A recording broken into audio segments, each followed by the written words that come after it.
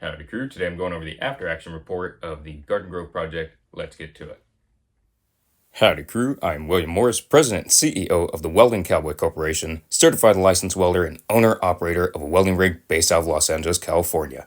On here I'll be going over welding knowledge, what it's like to own and operate a welding rig, welding blueprints, welding math, welding equipment, and so much more. Welcome to the channel. I'm William Morris, the Welding Cowboy. So as I mentioned before, I had spent a decent amount of hours in the shop supervising welds and going over blueprints of future projects with the owner of the fabrication shop.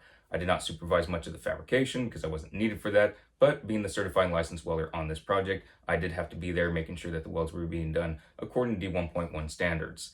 So I did do some free kind of work there, but I'm getting extra projects with this particular fabrication shop in the future as well as the contractor. So I don't know when those are going to happen, but they are in the works and I'm looking forward to those.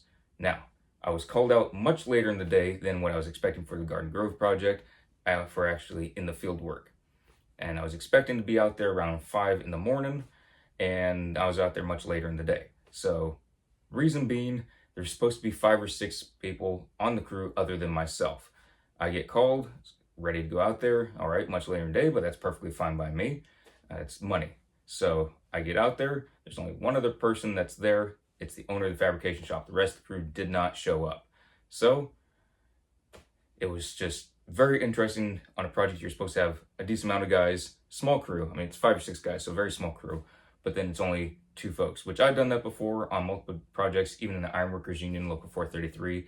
I've done projects where it's just me and one other person, and we can do it pretty darn good. So the owner of the fabrication shop was hoisting up the iron, and I would be hanging it. I was walking the iron, didn't get too much footage of that, or any actually. And then I was doing welds on the beams. So one thing about the footage, I do want to mention this, there's a lot of comments on it that y'all couldn't see the welds, that the camera was on the wrong side. I get it, but I had to do it that way because I was basically right up against the building. It didn't look like it in the vlogs, but the scissor lift was pretty much up against the building. I was leaning backwards over the control box most time, other than leaning to the left or to the right over the rails, and just leaning backwards, getting the welds done, and I didn't want the camera to be destroyed. Now, some folks, especially folks that aren't welders, might say, oh, the camera wouldn't be destroyed, it's right next to you. I've seen in person multiple folks absolutely destroy their phone from one spark. It only takes one spark to go through their phone. And it doesn't have to go all the way through, doesn't have to sink all the way into the middle, nothing like that. I've seen folks where they have it in their FR pocket without the flap, their phone's just sitting there, destroyed. I've seen it to where it's actually behind them a little bit, and their phone gets absolutely destroyed. Very expensive phones, $1,000 phones, one spark, it's done. So I'm not gonna have a $400 or $500 camera destroyed by just having it right next to me. Space constrictions do not allow it, so I did not have it there. In the future, if there is space, plenty of room around me to film such content, I will do that, but this project did not allow it, and that's why it wasn't there. So I'm just going over that. Other folks had issues about it being pretty much the same footage. It is what it is. You don't like it, go somewhere else. So I'm just showing what it's like on a job site. It doesn't just change every 20 seconds from having no welds to a bunch of welds, you go to the next thing. I do not sugarcoat things. If y'all have been watching the channel for a while, I'm not here pretending like welding is the easiest trade in the world, that everything's super easy. It's not. It's hot out there. Things are rough. It's not easy learning some of the things, especially when you're going into the blueprints or to the technical stuff of welding. Again, not here to sugarcoat things. I show you what it is. I'm not here to make it sound easy. I'm not here to make it sound harder than what it is. I'm just showing what it is out in the field, what it's like learning the stuff.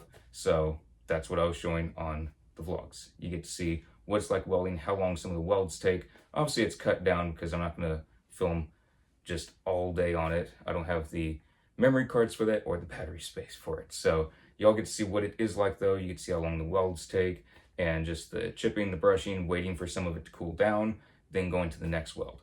So anyways, that's kind of all that. If you don't like it, you can go somewhere else. That don't bother me in the slightest. I do not care. So anywho's, I just want to go over about the different things that were commented on. There were other great questions about different ways I prefer to do things out in the field and why I do those.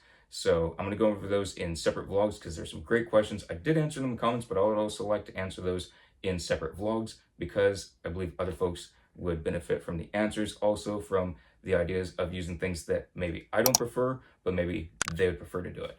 So I'm going to go over those in future vlogs. I think it'd be beneficial for multiple folks, so I will do that very soon. There's also a lot of stuff coming up that's internal in the company that I'm going to be working on, and I have been working on, that will be shown very soon. It's not the most photogenic, so it's not easy just to take pictures or vlog it. It just has to be done, and more the end results are better to be vlogged. So I'll be working on those very soon. The jobs coming up in the future, I don't know when those are. The fabrication shop doesn't know when they're going to be exactly. Even the contractor, I don't think knows when exactly they're going to be. It's just different steps that have to be done before the welding process. So all that has to happen, and then I will be notified. So different stuff going on. Very excited for all of it. And again, y'all get to see what it's really like being a rig welder, being a mobile welder, having your own welding rig. I showed the good, bad, and the ugly. There's all of that. It's not just walking through the tulips and whatnot. So y'all get to see what it is. And if people want it sugar-coated, they can go somewhere else, because that's not who I am and that's not what I'm going to be. So anywho's, I'll be seeing y'all in the next vlog.